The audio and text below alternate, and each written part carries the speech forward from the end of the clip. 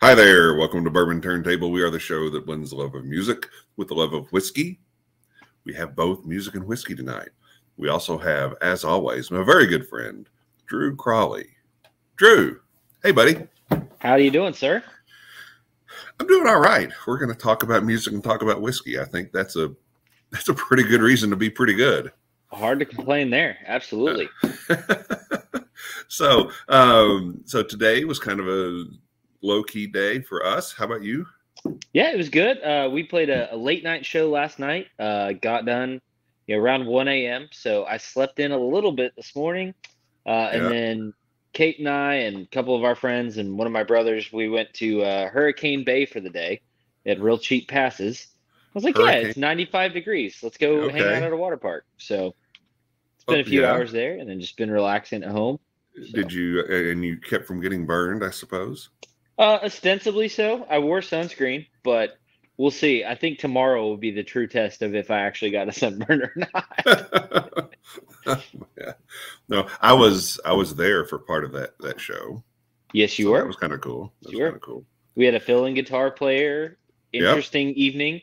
You missed out on the birthday party that all had different themed costumes on, but we had an engagement party there. We had 2 different bachelor parties, a birthday party. So it was a little rowdy, but it was a good time. Well, it was not very rowdy when we were there. So apparently we were the problem. No. I think most of it had subsided by the time you guys got there. So. Oh, okay. So they quit early. They quit early. Yes. They're lightweights, a bunch of lightweights. So I think there might have been some substantial day drinking going on, but that's all right. Yeah. We don't judge. And hang on. One of the things that I thought was interesting last night, and I posted this on Instagram, is the stage that you were playing on had a big screen TV behind it. And it just so happened that Adam Sandler Drew Barrymore movie 50 First Dates was playing on TBS. Yep. So now the sound wasn't on, okay, but if you've seen the movie, once, you can probably gather what the script is.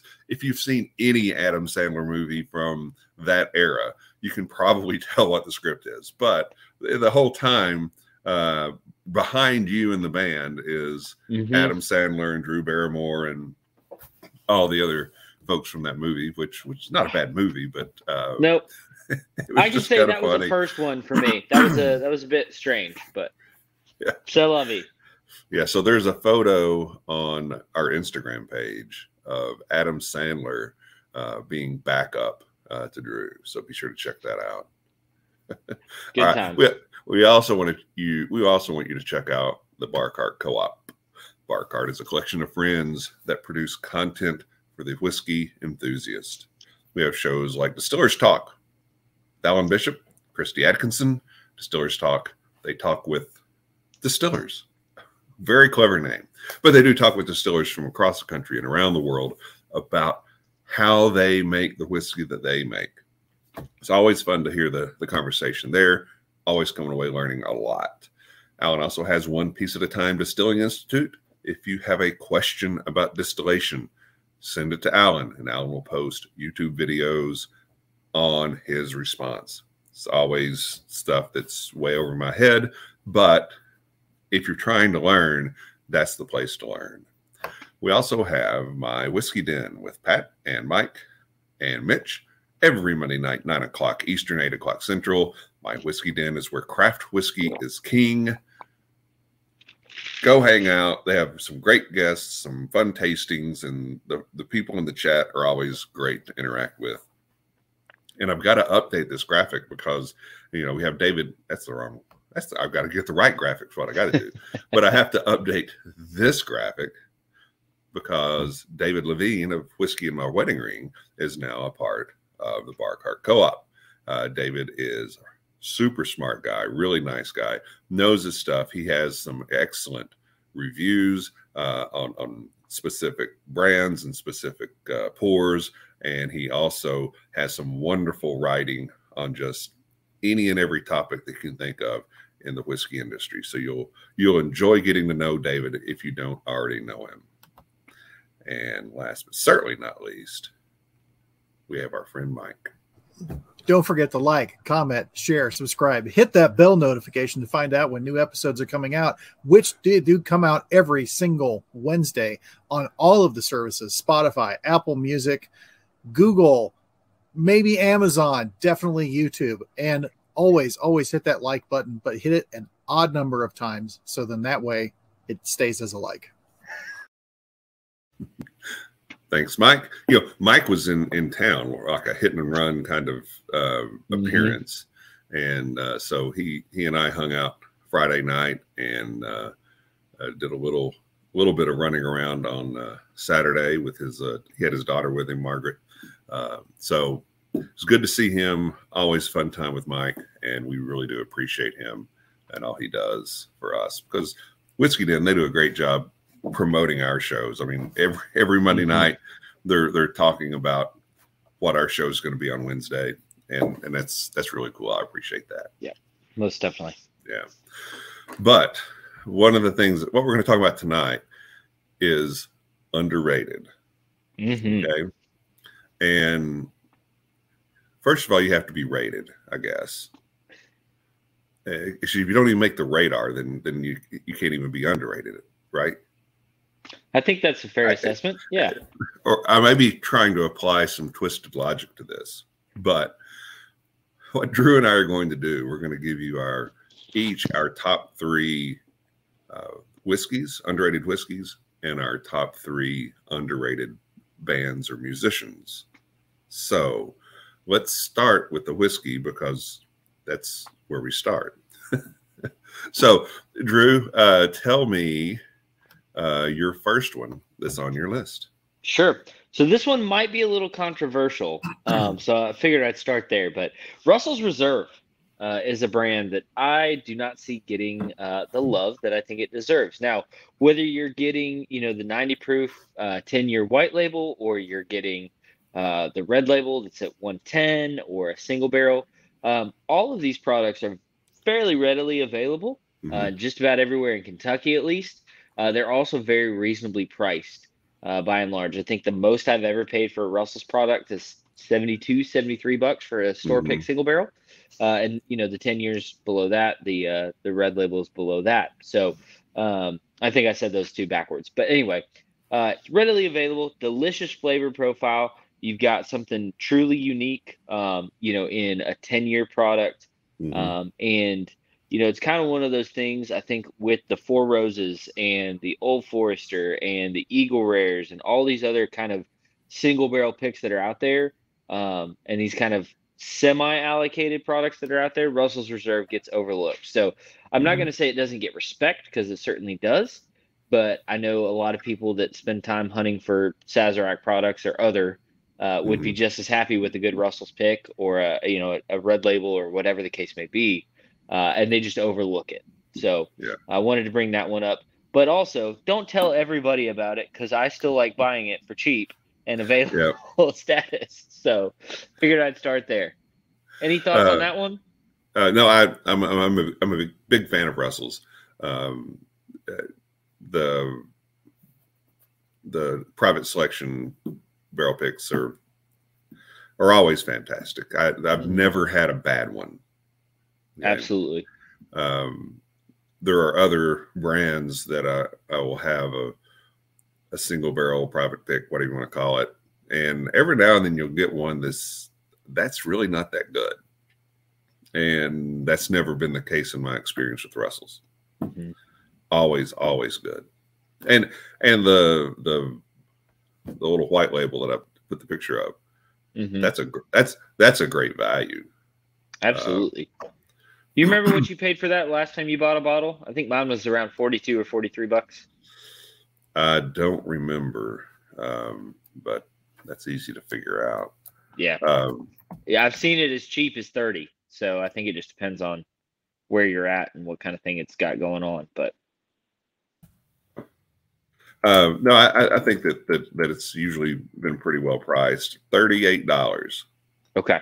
Now, the single barrels, those are getting up there. They're 85, 95 bucks now. Oof. Yeah, it's been a minute since I picked up one of those. Yeah, that's a shame. That's a real shame because sure. I'll give Wild Turkey credit for this. I think they're usually the slowest to jack up prices. Certainly. So take your hands off Rare Breed. Yeah, absolutely. Okay. Don't do it. Yeah. Because that's awesome. Yeah, that's another great product from them. Most definitely. And just one more point on that, not to harp on anybody, one brand in particular. And I hate to see the price go up, but how many 6-year-old or even 5-year-old MGP products are on the shelf for 90 or to 110? Right. And it's a source product. Not, again, we've talked about it 100 times on the show. Nothing wrong with that. But, especially if other people are commanding that price for a lesser aged product with maybe a legit label, maybe not. Russell's does kind of have to make the move of saying, okay, well, if that's what, a similar product or even a slightly lower product is going to command, they're going to get it too. Yeah. So you do understand the economics of that to an extent. Yeah. So tonight, are you drinking one of your 3? I am. I'm drinking my second one, which Your I'll reveal in a moment. Okay. Yeah. Well, I'll go ahead and do my first one, and I'll tell you what I'm drinking then too. Excellent. Make sure I'm picking the right one here. Old Granddad 114. Now, the bottled in bond is really good too. I think it's underrated as well. I think these are now bean products that kind of get lost in the shuffle with everything else. But it is a different yeast strain that they use in Old Granddad, different mash bill than the rest of the bean products. But Old Granddad is it's excellent. And like I say, even the bottled in bond is definitely worth having. But this is what I'm drinking right now. This is like $20. Yeah, it's not bad. Found them on sale at Costco not too long ago for $16.99. I should have just got a forklift and backed the pallet out into the van, but I didn't. But I think that Old Granddad 114 is excellent. It's consistent. You don't have to think about it. But there's nobody that, King of England could be in here and I'd say, hey, let's have some Old Granddad 114. And he'd probably be real prissy about it and choke because he couldn't handle the proof. But, that's his problem. But sure. Yeah. Our guest next week, King of England. All right. Drew, what are your thoughts on Old Granddad, especially? I love it. Yeah, love it. That's one that I've drank on the show before. That's one I take often, to recording sessions or just to kind of share something with buddies. It's one, that price point, I don't really care how you drink it. It's not going to hurt my feelings or whatever, but it stands up in all kinds of things. It stands up in a cocktail, stands up in a Coke, stands up on its own. And for that price point, it's tough to beat. It's just now in our area kind of starting to show back up in a major way. I know there were some supply chain issues with the glass and maybe a bottling line at one point. So I'm glad to see that one kind of back out and hope, as long as they don't choose to raise the price, I'm glad to see that one get some respect because I think it deserves it. Yeah. We've done a couple of times in our bourbon group, Bourbon Fellowship. We've done just kind of like a 1 bottle night, and I'll just pour a bottle into a decanter. We'll just sit around, we'll talk, share and pour out of that one decanter. Just we're not gonna focus on how many different things we can try or how obnoxious the table will be with the number of bottles on it. We're going to spend some time let's just share a drink together. And one time I did it with E.H. Taylor small batch. Everybody liked that. Another time I did it with Old Granddad 114. There were no complaints. You know, there were no complaints at all. So, so that's 2 down. We got Drew's first one, which was Russell's Reserve. My first one, which was Old Granddad 114. What's your second one? My second one's what I'm sipping on. And that is JTS Brown from Heaven Hill. Yeah. So, believe this is a 75, 15 and 10, if I'm not mistaken. And it's a Heaven Hill product, obviously a bottled and bond as well. There's some great history here in Louisville with JTS Brown and that family name, kind of what that means, and history of a lot of brands are tied in with that one. But one of the things that I absolutely love about this, you can find it everywhere. It has become one of the house bourbons at my place, right? And I think the most I've ever paid for it is maybe $16.99, $17.99, something like that. Yeah. But I love that proof point. It's just good enough, that in terms of proof that you can mix it a little bit, put it in a whiskey sour, make an old fashioned with it, and it's going to hold up very well. And then it also, I think, is a great sipper. This is also what I had on my first date with Caitlin, what I get every month when we go back to that bar. So it's got a little sentimental value as well, but just a really good everyday kind of a utility tool bourbon for sure. And I think people just fly right past it. I know we all miss the days of old Fitzgerald and Heaven Hill 6-year being on the shelf. This is not the same, but it is a great option at a similar proof and price point that those products were. And I think it does the brand a good service as kind of an entry-level product from them. Yeah. It's interesting enough that it's not going to bore you. I mean, but it's still, just an incredible value. It is about $16-17 for 100 proof. And you can get it in a handle. How much is a handle? Yeah.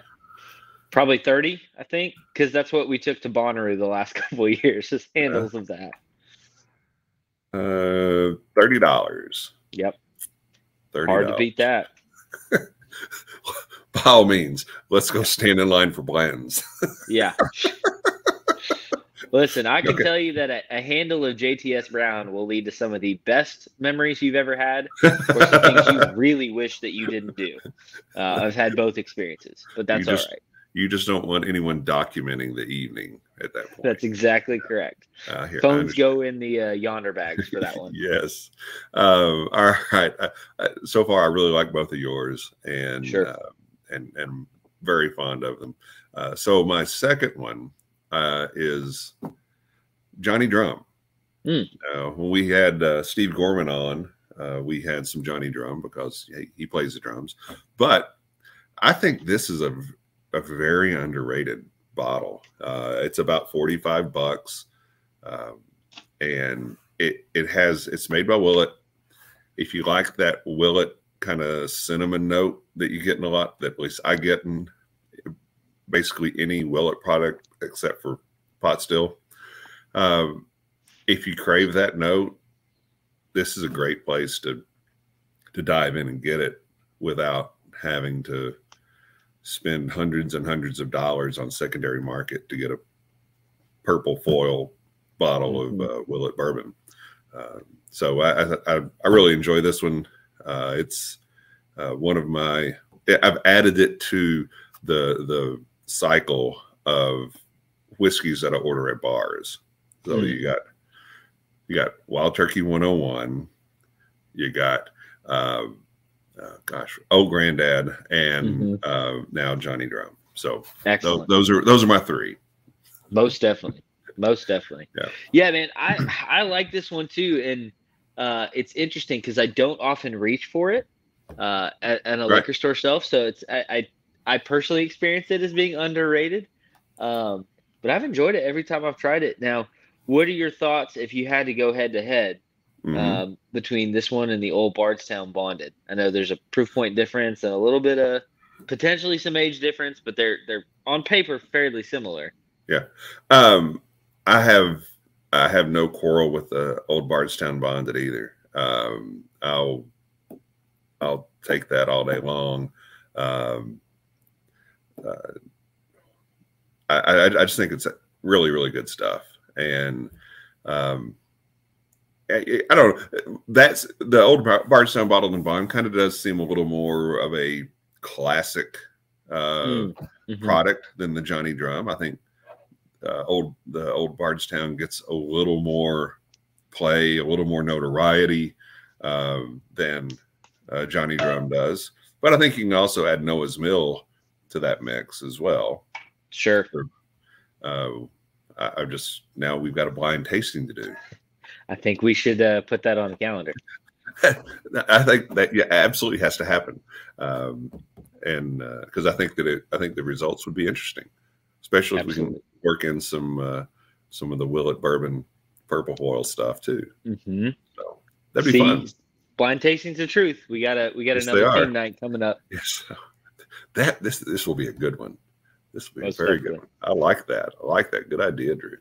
All right, so we're to your third one. Yeah.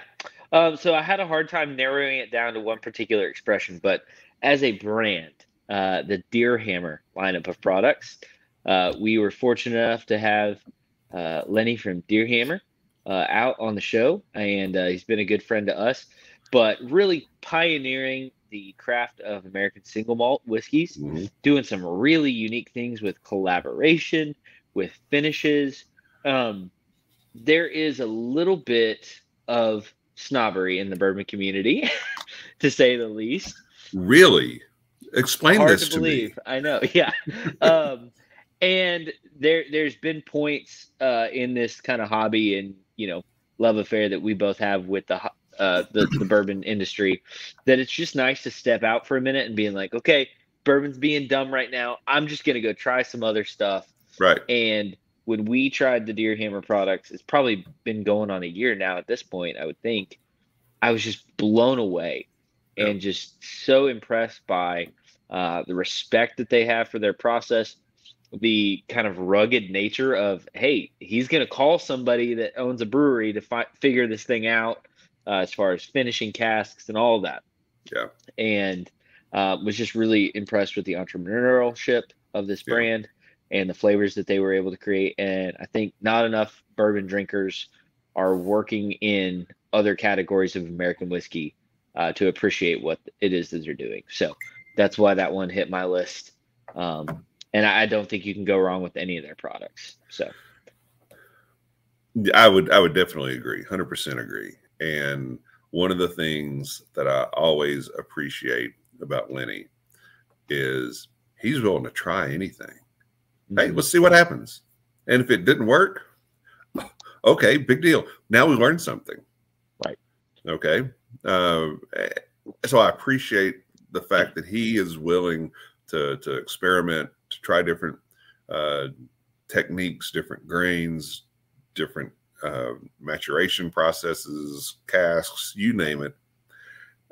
He's willing to try whatever. And I think the beneficiary ultimately is us, the consumer, because he makes some fantastic stuff.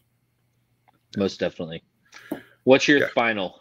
My final one is Four Roses Small Batch Select. And the reason I added that one is I always seem to be at the very end of a bottle of that. When did I don't remember what? Where did it go? Which tells me that sometimes when I'm just, instinctively looking for something to drink, have a pour of in an evening, I'll just grab that. Or if I'm having some folks over and playing cards, just hanging out, I'm probably sitting that out as an option. And I think it's really, really good. I think they added this maybe 3 years. Yeah, 4. Yeah. I think it was pre-COVID. So okay. I think it was, that's right. Yeah. I think it was 2019.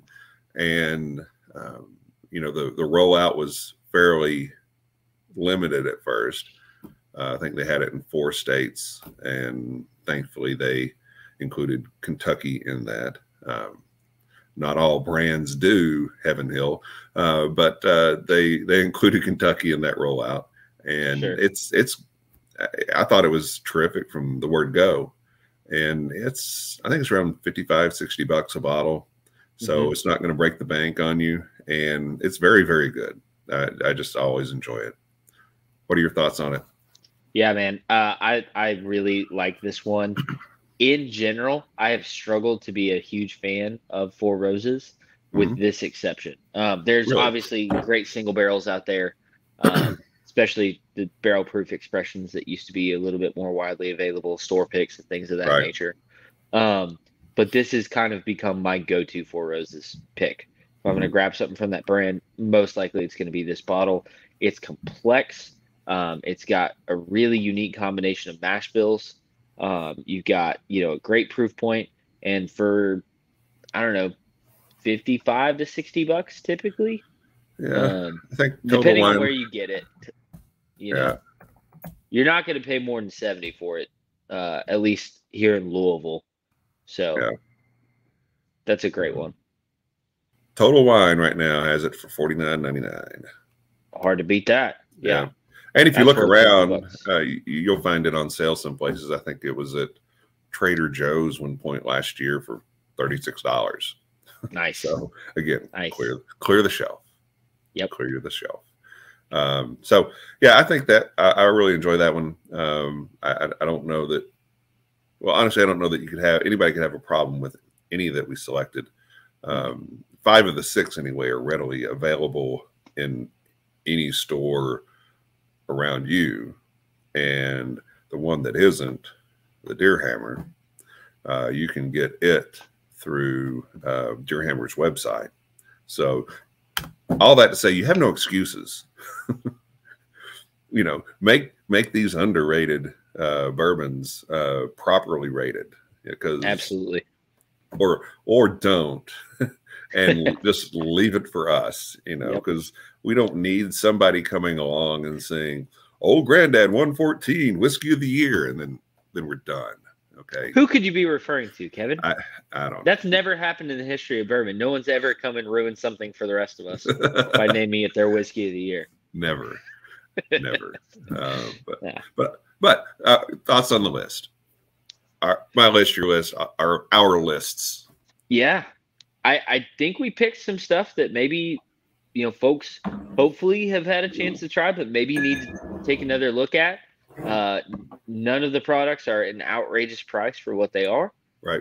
And, if you set up a bar cart that had those 6 whiskeys on it in your house, I think you'd be in pretty good shape there. There might be 1 or 2 other things you'd want to pull in, but in general, you could have a pretty well-rounded, collection just from those. So, yeah.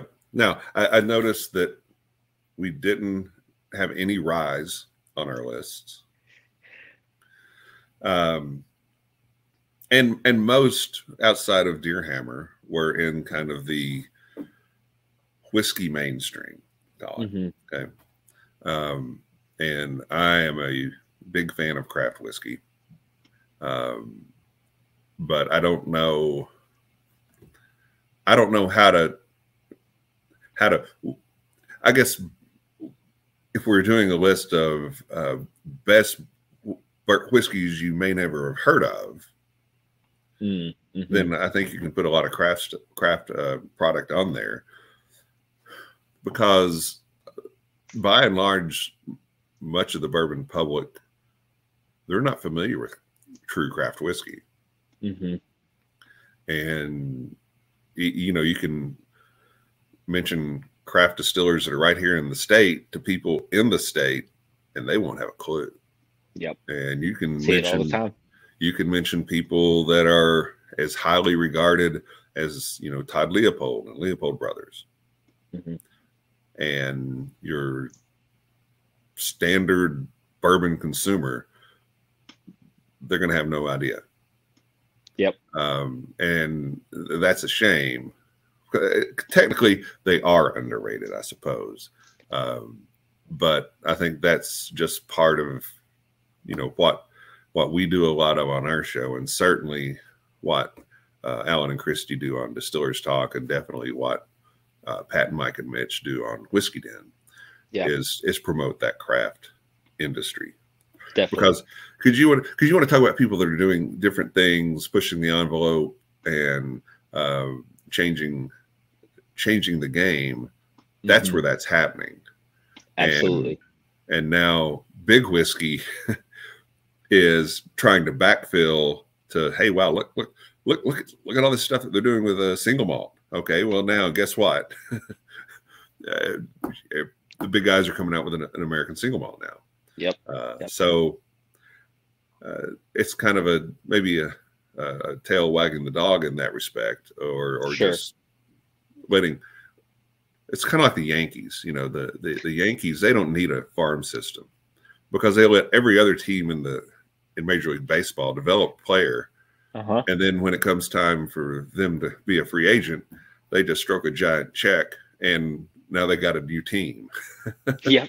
So see it all the time. It's kind of what big whiskey does, is they let the craft guy develop all these neat ideas, unique mash bills, different products. And then when they see which ones people like, they copy it and act like they, made it up on their own. Certainly. Yeah. Yeah. To your earlier point, a lot of these craft folks are underrated, quote unquote, in the sense that they do not have the audience worthy of the quality that they're producing, right? Yeah. But I'd be interested in revisiting this as a show topic in a couple years in the future. Yep. Once some of those folks have still capacity and distribution stuff at a higher scale, right? If the list migrates away from big whiskey products being underrated to some more of these craft folks hitting the mainstream, quote unquote, and seeing what the list looks like then. So yeah, you also have people that are kind of barging into big whiskey's living room and putting their feet up on the coffee table, like Wilderness Trail and Bardstown Bourbon Company. Yeah. Who basically said, hey, boys, we're here. Yeah. What you can do about it. And so those are guys that they may have, well, I don't know that Bardstown Bourbon Company ever really started as craft. Right. They may have started out producing smaller quantities, but that operation was always set up big and just grew into it. But Wilderness Trails certainly has stair-stepped its way to the level of prominence and size that it has. Certainly. But they're hanging with the big boys now. Absolutely. And they're doing a great job with it. Yeah, I would agree. I have a lot of respect for both of them, both of those distilleries and the folks that run them. And so anyway, that's our list of underrated bourbons. We're going to talk about some underrated bands here in a minute. So if you're thinking of anything that we may have left off the list, please leave it in the comments and tell us we're an idiot or agree with us, whatever the case may be. But before we flip the show over from side A to side B, we want to tell you about something that we've got going on, and that is our second anniversary show. Wow, Drew, we've almost been doing this thing for 2 years. That seems unreal, but yeah. I guess it's true. It is very real.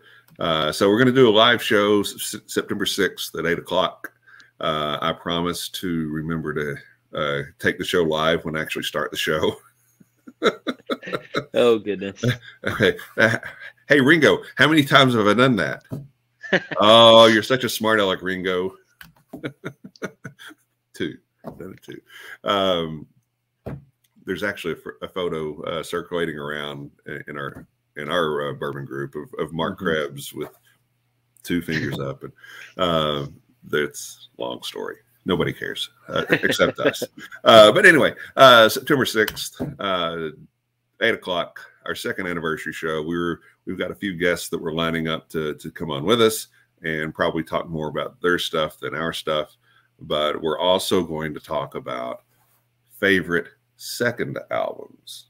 So what are your, a band that the debut album may have been good, may have been bad, whatever. What about their second album? What are some of our favorite second albums from bands? So we're going to talk about that night too. So be sure to tune in. It'll be a lot of fun. And I promise that we'll start broadcasting the show when we start the show.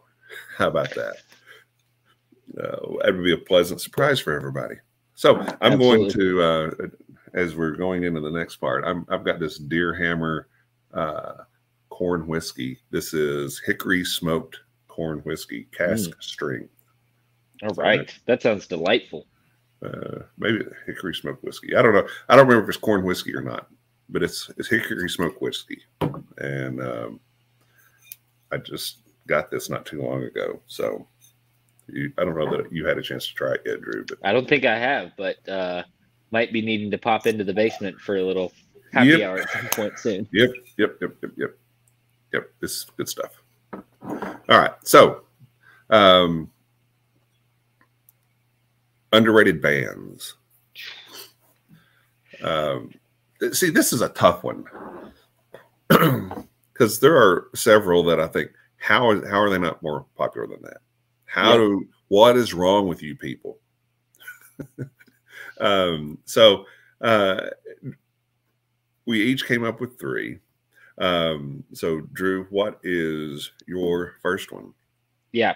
So before I start this, I'm just going to acknowledge that my limited range of listening kind of pertains to this. So all of mine are going to be kind of in the folk Americana country kind of style. So I know there's a lot of other music out there that's underappreciated, but this is kind of where my lane is right now. So first pick for me was the band Turnpike Troubadours from Tulsa, Oklahoma. So a little bit of a hometown, kind of close to a hometown thing for me. There you go. Man, this might be the best dadgum band in country music right now, and very few people are talking about them. So, country's in a little bit of a revival period right now, especially kind of the classic banjo, fiddle, mandolin, upright bass sound in country music. And these guys are doing it better than anybody. So in a world where, and I don't want to hate on anybody in particular, but a lot of these pop country bands on the radio, I'll save that for later because I've got some loaded. But these guys are real musicians. They've been playing together for the better part of 20 years at this point. They've got a brilliant frontman and songwriter in Evan Felker, who's just a killer songwriter, and just some of the most world-class musicianship I've ever seen. But either recorded or live. I've gotten the chance to see them a couple times, and they're just phenomenal. They went on, I think, about a 3-year hiatus. And from 2018 to 2022, they were rumored to be done entirely, and popped back onto the scene in 2022. And they've just been killing it ever since. So they didn't get the love from country radio. They've not made appearance on 1883 or Yellowstone or any of the other places people are finding good new country now. This is a musicians band. So check them out. Great lyrics, great players, just some people that should be getting some more love. Yeah. They've not been on Yellowstone. Wow. Yeah, not to my knowledge. Are they even country, bro? I think so. Who knew Taylor Sheridan was the ultimate gatekeeper of what good and not good country music is? Okay, not to get too far down that rabbit trail. Taylor Sheridan's done some fantastic stuff. Okay. Yes. And Yellowstone at least started that way. I don't know. Are they done? Did he and Kevin Costner have this pissing contest that killed the show? I don't know. Yeah, it seems like we're not going to get much clarity on that. Once you've been in the ride that long, you kind of want to get it to its conclusion, right? You would think so. Yeah. But who knows? I mean, we got a writer strike now. You got the star of the show saying he's not going to finish. Yeah. Who knows if we'll get the conclusion of that or not? Yeah, I don't know. Yeah, I mean, I know we've done some soundtrack shows, but sometimes we just need to break off of format, and we'll do a movie show. I am all for it. Yeah, because Taylor Sheridan, I mean, like Hell or High Water, and so good. Sicario, Lord, that's one of the most intense movies. Yeah. Anyway, I think you showed me Sicario for the first time I'd ever seen it. Like 5.5 years ago, I think we watched that together. It was a good movie. Good movie. Good. All right. Anyway, on another side note, this stuff right here, brother, this deer hammer. Holy crap, it's good. I haven't even had a sip of it yet. I'm just sitting here smelling it. Lord, that's really good stuff. So my first band, so I'll give you something to look forward to, Drew.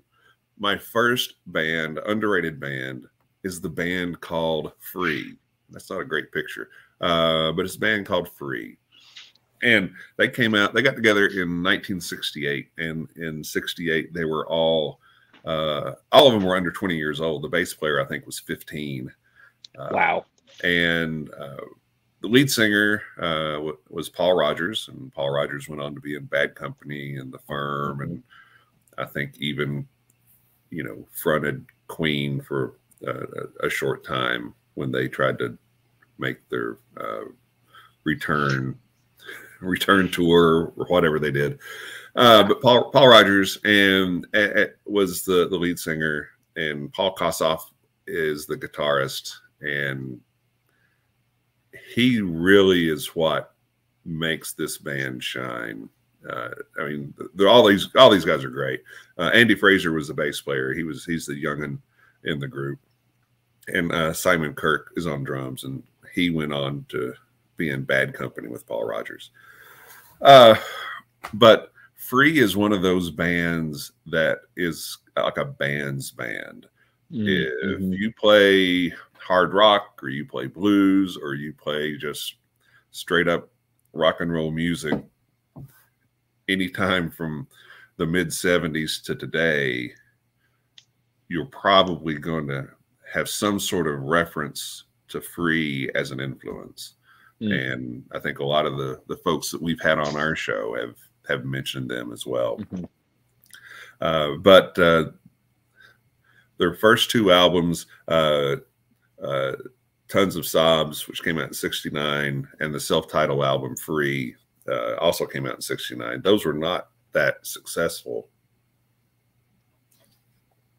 but they're incredibly good albums, and highly recommend them. And then Fire and Water came out in 70. So they cranked out 3 albums in 2 years. It's impressive. And, and that's where they got their first commercial success, with a song that's been a staple of classic rock radio for 50-something years now. And that's the song All Right Now. Yes, everybody knows that song. It's the only one I was familiar with prior to setting up the show. But they're a band that if you like rock music but you're not familiar with this band, I encourage you to go and listen. And one of the things that we'll do, and Drew and I'll do this, is we'll put together a playlist to go along with this show, and include maybe 2, 3, 4 songs from each of our underrated bands. So that way, if you haven't heard them, you can get kind of a taste. But Free is, I think, an incredible group. Kossoff ended up, stop me if you've heard this kind of story before. He suffered from a great deal of drug abuse, and it ultimately affected his ability to be reliable for the band. It led to infighting and within members of the group, and it all fell apart. So, Shocker. And then he passed away. I think he was 25 years old of an embolism while he was on a plane. He had a blood clot in his leg that threw into his brain, and he died. So, but anyway, Paul Rogers, I think he's still active. He released a new album I don't know, a couple months ago, and I've listened to it. It's pretty good. Still sounds like Paul Rodgers. But one of the things that I thought was interesting is if you listen to the first couple of albums from Free, you can pick out that, okay, this is Paul Rodgers. But by the time they got to the Fire and Water album, their third album, he sounded like Bad Company Paul Rodgers. Mm-hmm. He had really developed his vocal sound over the course of those three albums. And again, over the course of about 2 years, and probably 200-300 different live performances, I would guess. Mm-hmm. But check out Free. They're fantastic. Again, it's an underrated band by the public, but if you know anybody that's in a rock band, plays the blues, they're going to know these guys. They basically established the hard rock sound from the 70s. So anyway, so that's my first one. Love it. Yeah. Love it. Now, love it. You said that you knew All Right Now, and that was about it? That was it. So I have not spent a ton of time going back through this band, but having it on your list, and then like you mentioned, we've heard about this band from several different folks that have been guests on the show. So I've got some listening to do ahead of me. Yep. It will be time well spent. I know that you'll enjoy it. Awesome. Okay, so that was my first one. And by the way, a little sip of this now. Yeah, what do you think? Oh yeah, baby. Good job, Lenny. Good job. This is terrific. All right. So, Drew, your second is? Yep. The second's a gentleman named Joel Adam Russell. So this is somebody I've been a big fan of for about 3 years now. This guy is, I think, from Dallas, Texas originally. Now resides in Nashville. This is kind of the definition of an indie artist. So he works in a warehouse that makes all kinds of clothing and such during the day, and then plays shows and writes songs at night. So kind of resonate with him on that as far as having a day job and then trying to write and play. Right. But this guy really takes it very seriously, the craft of songwriting. Mm-hmm. He's played on a lot of shows that were sponsored by Oh Boy Records. For those that don't know, that's John Prine's record label. He's open for Martina McBride, as well as Turnpike Troubadours and some others. So great guy. But this new record that came out in 2022 is called God, Gold, and Glory. Was a really cool evolution in the songwriting process that I've seen from him, and just reminiscent of somewhere between kind of a Chris Christopherson and a Waylon Jennings in terms of the writing styles. But he's got this great voice, got a real solid band.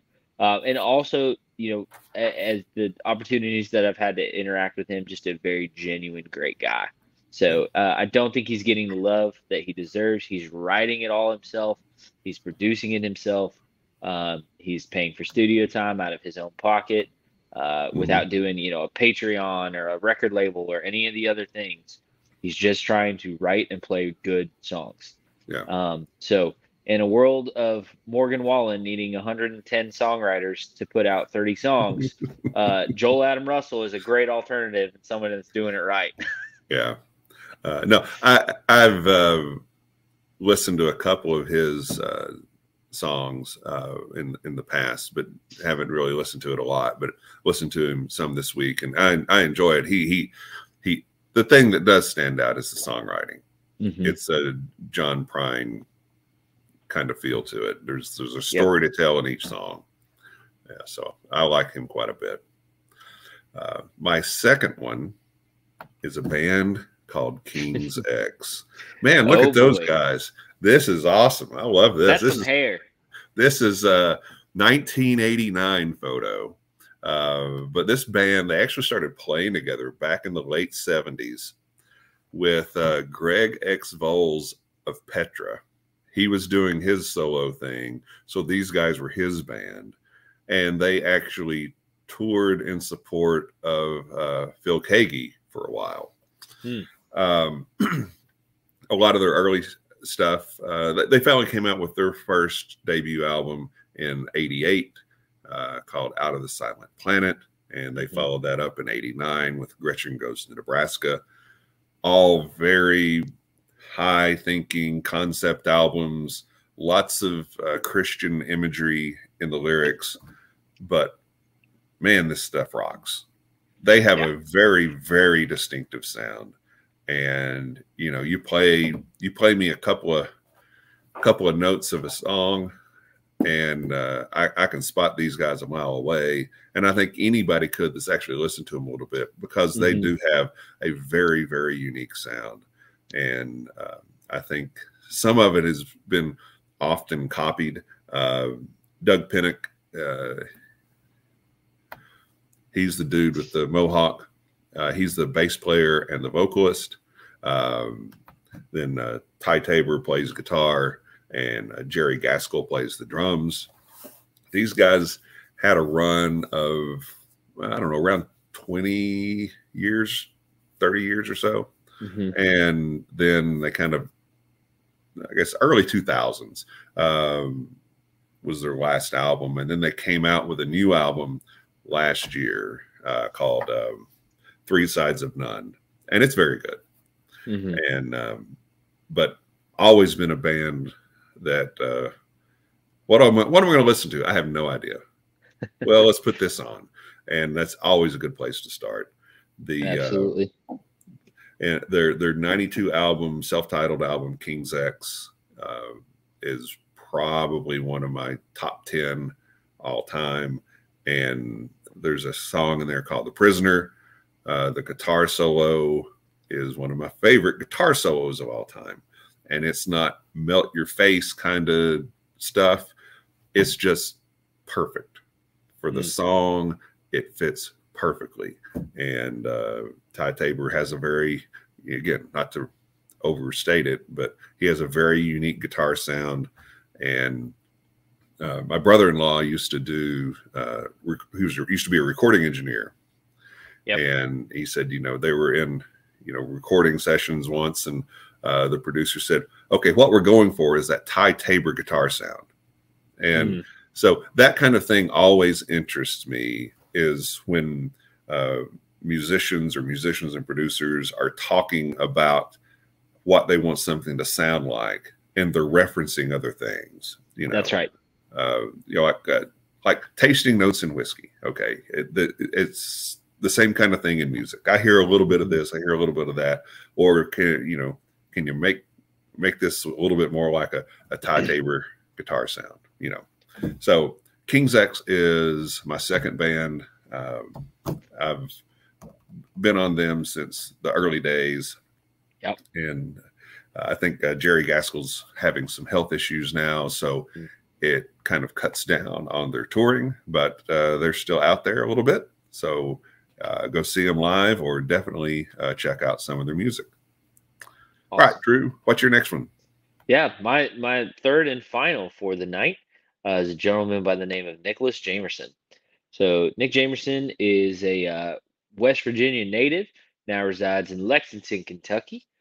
He was formerly the frontman and songwriter in a band called Sunday Best, who was a country radio sensation in the early 2010s and 2010s. Long story of angst and issues within that band. They've now reconciled, but Nick is putting out some incredible music in the country and Americana kind of vein. So my favorite that I've listened to of his is the 2020 album called The Wild Frontier. There's a couple of great songs on that. One called Linda James is in constant rotation, as well as Getting Better. Those are kind of influences to me and things that I'm looking for as far as songwriting. And then he just put out a record earlier this year called Peace Mountain. And it's basically the story of his reconciliation with the church and his former bandmate. So it's a really cool exploration on that theme. And then, not to hype up the guy too much, but he is doing some incredibly unique things in terms of sporting artists and musicians in Kentucky and Appalachia. He threw the first Sleeping in the Woods festival this past year. It was all indie produced, no Live Nation crazy tickets kind of a thing, but really was focused specifically on songwriters from Appalachia. Okay. And so one of the cool things about, I think, Nick's music, kind of to what you were speaking of earlier in terms of a signature sound, I think Nick has that, but kind of similar to terroir in wine and spirits. Nicholas's music has a sense of place that is deeply, deeply rooted in Kentucky and West Virginia. Yeah. And you can hear it all over. I don't even really know what to attribute it to. I don't have a producer brain, but it's like, oh, that's that place. Like, that's what you hear when you listen to his music. It's in his vocal inflection, it's in his geographic references, and it's in the tone of the instruments that he chooses to play. And it's a really cool look. It's not the polished country of Nashville. It's not the twangy, red dirt country that's coming out of Texas and Oklahoma these days. It is a very uniquely Appalachian sound, and just a really unique guy, great songwriter, and doing some really cool things for musicians here in Kentucky. So if you haven't heard of Nick Jamerson, he also tours with the band Nicholas Jamerson and the Blue Jays. It's a great live show, and they're getting ready to tour this record all over this part of the country. So well, be a show worth going to see. We need to go, and you also get him on the show. Yeah, I can. That'd be awesome. Most definitely. It's an interesting story, but that was Caitlin's older sister. That was her high school boyfriend. So I might still be able to get in touch with the guy. Okay, well, we'll see. Deal. All right. Now, one thing, and I don't want to distract from this too much, but note the tie. Yes. Okay. And then your tie last night, I almost gave you a hard time, but it looks so sharp. Cindy and I were at a fundraising event for Kids Cancer Alliance last night. It's a fantastic organization, and they're doing a lot of great work to help make the path through for children and their families that are having to deal with cancer. But there was a fundraiser last night, and it was a kind of a country western theme. So this year this is my first year going. So this year I got the bolo tie, and next year I'm getting a hat. Okay, I'm going to get a hat. It's going to be maybe not a cowboy hat, but it's going to be a western hat. I'm thinking a Stevie Ray Vaughan hat, actually. So so tune in this time next year to see me with the bolo tie and the hat. But not to get too far off, I like this guy. He's great. Absolute authentic. Again, using one of the music bad words, but it really applies here. Okay, he's true to who he is and what his roots are, and really enjoys music. So awesome. Yeah. All right. Any honorable mentions in either the whiskey side or the music side? The whiskey side is going to be tough. I would just say in general, taste around on the bottom shelf. There's a lot of good stuff under $30. We've talked about Turkey 101, the JW Dant, even, Old Forester Rye or Rittenhouse Rye or some of the Heaven Hill products that are kind of under that.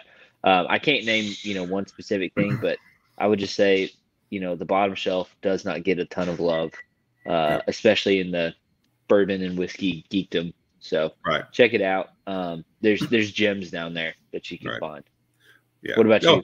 No, and I would say that the things that you named are right on target.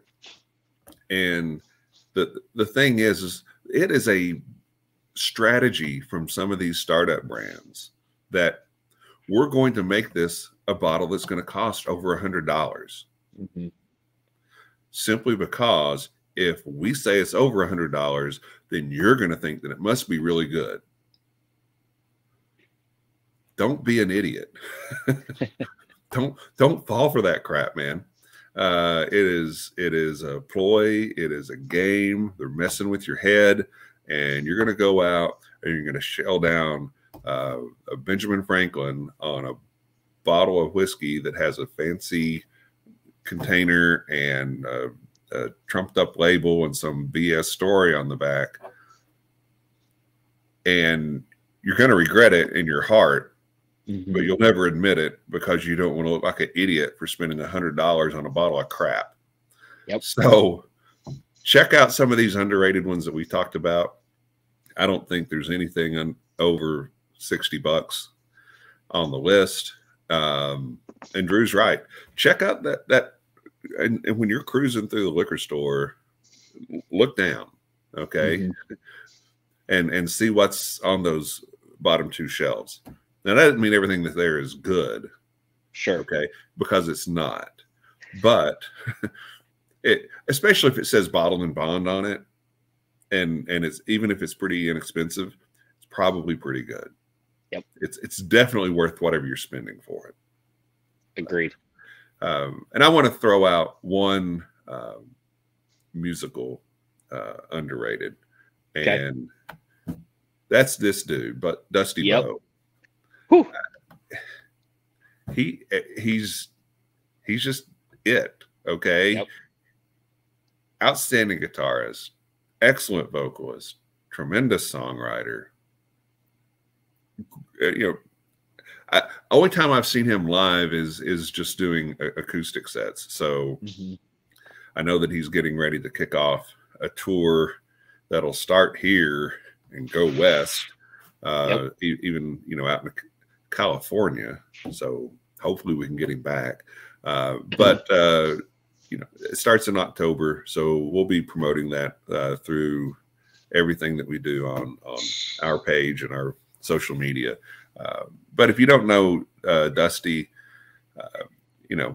look him up on Spotify or YouTube. He is just really, really good. Absolutely. So, good dude. Yeah. He probably is one of these that gets tired of me stalking him. No. But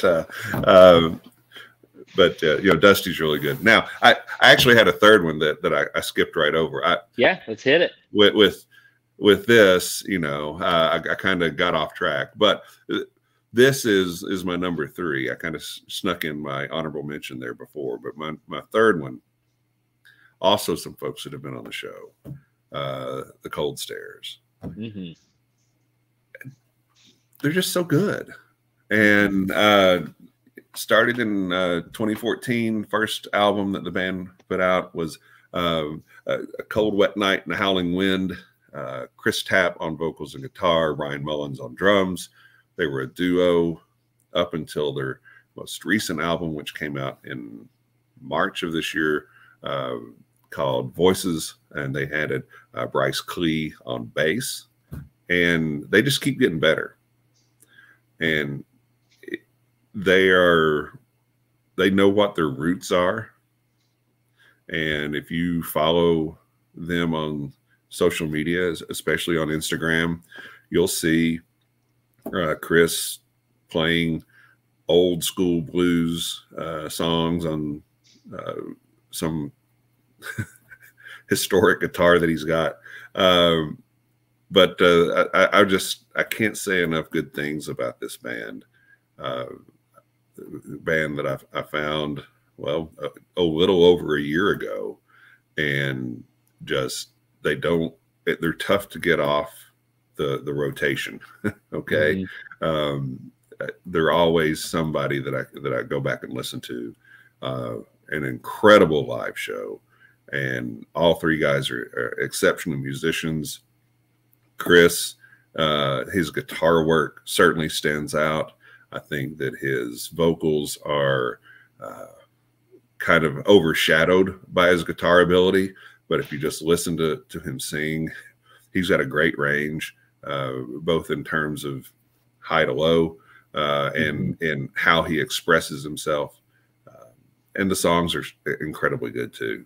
They in many cases, they tell a really interesting story. So agreed. Yeah. Agreed. That's good stuff. Yep. All right. So we've gone through 3 underrated whiskeys. Each of us has gone through 3 underrated bands, tossed in a few honorable mentions there, and some cases out of order. But tell us what you think. If you agree, disagree, anything that you would add to the list, we would be happy to hear about it. So, all right, Drew, our next show will be. Wait, hang on a minute. Make sure I got this right. Don't want to misinform anybody. Yeah. Our next show is going to be this one. Yeah. So we'll have our second anniversary show. That'll be a live show on September the 6th at 8 p.m. We're very excited to have that. We may or may not have some special guests dropping in to share in some excitement with us. We're going to be talking about favorite second albums, and I'm sure we'll have some wonderful themed tastings to go along with it. So that'll be a good time. It's always fun to hang out in the chat for those. So make sure you stick that in your calendar and make plans to join us for that celebration. Yeah. Okay. I'm just thinking about my three underrated bands, and all of their second albums are worth checking out too. So right. Who knows? We may have we have to revisit some lists, but we'll see. We'll see. All right. Drew, where can everybody find you on social media? Yep. You can find me on Instagram at drew.crawley63. That's the most kind of up-to-date place to keep up with life and music. And then drewcrawleymusic.com. That'll have links to shows that are coming up, to places to stream music, and then hopefully an announcement to be coming very soon. So we've got some cool stuff in the works. Looking forward to that. I think you're getting close. So just about there. Yeah. As for the show, you can watch us on YouTube. And if you're watching us on YouTube, then you will get to see this picture. So you know what more could you possibly want? Well, my wife is lovely, and I look like a clown in a bolo tie. But you can watch the show on YouTube. If you're there, hit subscribe. That would be really sweet of you. If you just want to listen to the show, you can on your favorite podcast platform, as long as it is Apple, Spotify, or Google. We have a Facebook page where we release all of our shows. We have a Facebook group where we will post things that we're drinking and things that we're listening to while we're drinking. Perhaps we are listening to the Turnpike Troubadours while drinking JTS Brown. It's quite possible. That would pretty good evening. Would not be out of the realm of possibility. So, but we will put together a playlist to go along with this show. That the link to that will be in the show notes. And I encourage you to check these guys out. Check out the bands we talked about. Check out the whiskeys we talked about, because again, none of them are expensive, and you're not going to regret any of it. And if you do, you're not at that much cash. And send me the bottle and a receipt, and I may just buy it off of you for whatever reason you don't like it. All right. Anything else, Drew? That's all I got for this one. All right. Well, on behalf of Drew and myself and the wonderful bands that we talked about and the brands that we talked about, until next time, cheers, love, and free bird. Cheers. See you, folks. Good night.